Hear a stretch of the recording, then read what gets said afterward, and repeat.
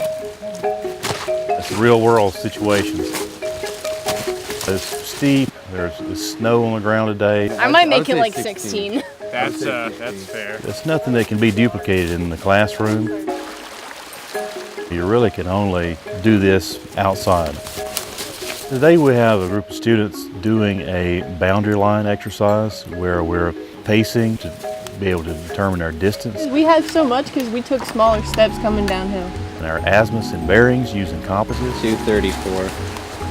That's where I'm at. An exercise like this would be very important for a landowner to determine the number of acres in a particular timber sale I tract. think we definitely got to go up a little farther. Like right where they're at. I'm having a blast. I love this class. I think it's extremely valuable.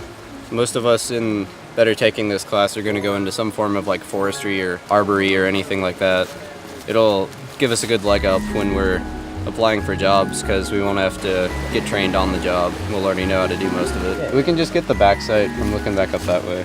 So that's the beauty of our major for our students. They love the outdoors and we give them plenty of opportunity to learn about it and practice their skills outside.